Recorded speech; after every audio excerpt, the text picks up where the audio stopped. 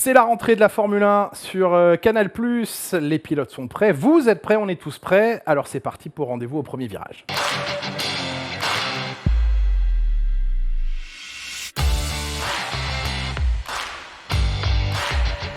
Alors c'est très simple, plusieurs possibilités pour vérifier que les écuries respectent bien la trêve estivale. Il faut rappeler qu'elle est de 14 jours et que le break a duré un petit peu plus longtemps. Donc premièrement, les équipes choisissent si elles s'arrêtent immédiatement après le Grand Prix de Belgique ou si elles continuent à travailler un petit peu et s'arrêtent jusqu'à cette semaine du Grand Prix des Pays-Bas. Mais 14 jours consécutifs doivent être totalement off, pas de travail. Comment la FIA peut le vérifier ? Pour ce qui est des usines, il y a des mouchards sur les machines qui permettent à la FIA de savoir si elles ont été démarrées ou utilisées, notamment sur les bancs moteurs ou sur la soufflerie. Et puis, vous le savez peut-être aussi, les boîtes mail professionnelles ne peuvent pas être activées pendant cette période et ça se vérifie également. Il semblerait que tout le monde joue plutôt le jeu et un patron d'écurie me disait récemment que finalement l'une des meilleures façons de s'assurer que personne ne trichait, c'était la délation, le risque de se faire dénoncer si jamais on communique, on échange avec des fournisseurs, etc., etc. Donc tout le monde joue plutôt bien la trêve et puis notez qu'en plus de cette pause estivale, désormais, il y a une obligation réglementaire de s'arrêter également au moment des fêtes de fin d'année. Les écuries n'ont pas le choix que de s'arrêter également à cette période. La réponse est très claire, non, pas de Mattia Binotto chez Alpine. C'était une rumeur ou une fake news, mais il n'y a pas de lien entre Mattia Binotto et l'écurie Alpine. Pas plus qu'une amitié qui a été entendue ça et là entre Mattia Binotto et le président du groupe Renault, Luca De Meo. Donc, oubliez, cette information n'en était pas une. Quentin, les pilotes portent ces gilets qui sont en fait réfrigérés. C'est évidemment pour se prémunir d'une éventuelle insolation ou d'un coup de chaud avant de monter dans la monoplace. Ils vont déjà avoir tellement chaud dans la voiture, perdre beaucoup d'eau par la transpiration pendant une course qu'avant celle-ci, ils tentent de préserver la température corporelle dans des limites raisonnables. Et donc plusieurs solutions à cela.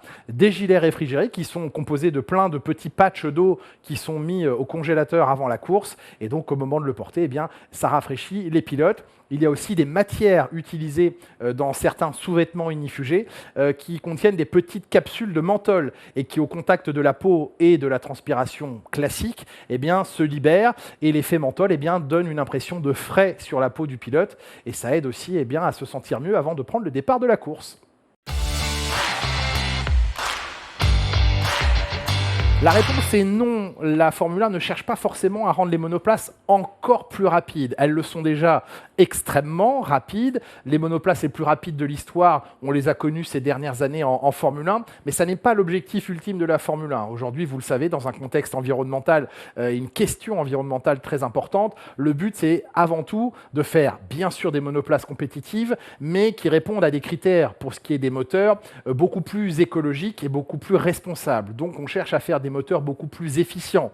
C'est aussi en cela que l'apparition de l'hybridation s'est faite en Formule 1. Il y a quelques années de cela, on tentait de ralentir la progression des F1 en matière de vitesse. C'est comme ça qu'étaient apparus les pneumatiques rainurés en Formule 1. C'était pour casser cette escalade à la vitesse. Pourquoi ? Parce que sans limite, les F1 pourraient aller au-delà des 400 km/h, avoir des qualités exceptionnelles de performance, mais les circuits ne seraient plus adaptés et pourraient perdre leur homologation parce qu'il faudrait des dégagements encore plus grands, des barrières encore plus sûres, et puis le risque d'accident serait plus élevé, plus impactant pour le corps des pilotes et qu'il faut aussi évidemment prendre en compte ce paramètre essentiel. Donc la F1 ne cherche pas à tout prix à faire des monoplaces plus rapides, elles le sont déjà largement.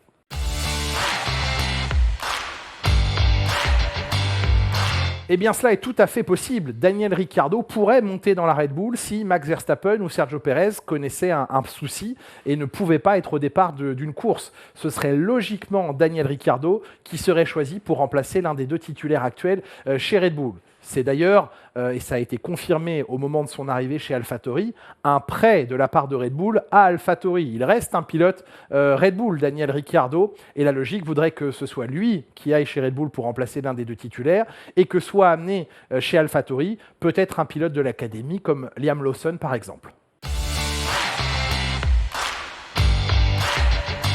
Eh bien Kevin, il faut prendre deux pentes et les faire se croiser. Vous avez la pente d'Aston Martin qui était plutôt descendante ou en tout cas qui ne progressait plus, on va dire qu'elle était stagnante, et la courbe des autres écuries qui, elle, montait. On pense bien sûr dernièrement à McLaren. Et forcément, eh bien, quand une écurie ne progresse plus aussi vite ou ne progresse plus et que d'autres réussissent à faire des progrès, eh bien, l'écurie, en l'occurrence Aston Martin, prend du retard. On le dit toujours en Formule 1, une écurie qui ne progresse pas est une écurie qui recule. Et c'est vrai que ces derniers temps, eh bien, Aston Martin, après avoir apporté une monoplace extrêmement performante en début de saison, a eu du mal à suivre la cadence de développement et à trouver les bons paramètres, les bonnes solutions techniques pour continuer de faire progresser sa monoplace.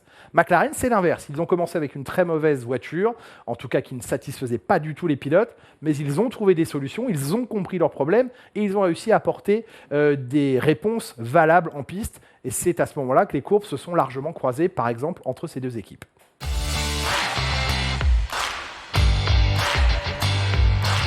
Eh bien, il y a un petit peu des deux, Jean-Pierre, info et intox. Info, oui, parce que progressivement, toutes les équipes, au moment du break estival, ont basculé leurs ressources financières, de temps, leurs ressources humaines, leurs ressources de soufflerie sur les projets de l'an prochain. Mais comme les règlements sont très proches entre 2023 et 2024, pour ne pas dire totalement identique, eh bien, le travail effectué sur la voiture actuelle va servir sur le projet de l'an prochain.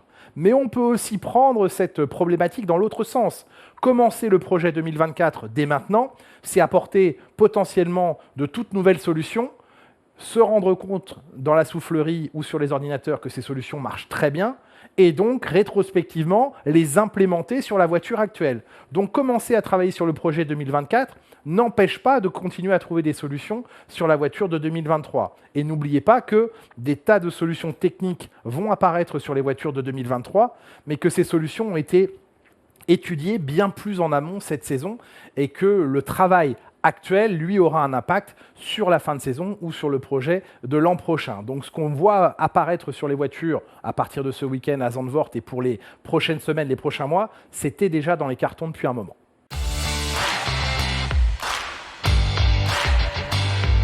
Absolument pas, Nolan. AlphaTauri ne pourrait pas utiliser l'excellente Red Bull de cette année la saison prochaine, simplement en changeant les couleurs de la voiture et les sponsors. Pourquoi ? Parce que le règlement est très clair. Une écurie de Formule 1, quelle qu'elle soit, doit produire elle-même son châssis, sa monocoque, la zone dans laquelle est installé le pilote, et ses surfaces. Ce que l'on appelle les surfaces, ce sont les ailerons avant, ailerons arrière et toutes les formes autour de la voiture, la peau de la voiture. Donc ça, ce n'est pas achetable à une autre écurie ou récupérable pour ce qui est d'AlphaTauri chez Red Bull. Ce serait totalement interdit. Par contre, ce qui va se passer dès l'année prochaine, c'est que AlphaTauri, qui d'ailleurs ne s'appellera plus ainsi, achètera tout ce qu'elle peut dans la limite du règlement à Red Bull. Les éléments de suspension, l'hydraulique, beaucoup d'éléments de la voiture.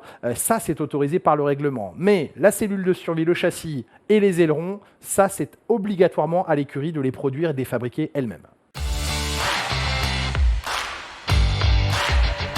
Alors Jérémy, c'est très simple, sur une monoplace, il y a ce qu'on appelle des transpondeurs. Ce sont des petits boîtiers qui permettent justement de déclencher le chrono et de l'arrêter et de mesurer le temps d'une monoplace. Tout ça au moment où la voiture passe sur une boucle magnétique qui se trouve dans le sol et qui permet donc l'établissement des chronomètres. Il y en a deux parce que c'est une sécurité et parce que les deux peuvent mesurer à la fois la position de la voiture sur le circuit et le chronométrage. Le premier transpondeur se trouve devant les pieds du pilote, donc derrière le pédalier, à l'intérieur de la monocoque, et le deuxième transpondeur se trouve dans la structure arrière de la monoplace au niveau de l'axe des roues arrière.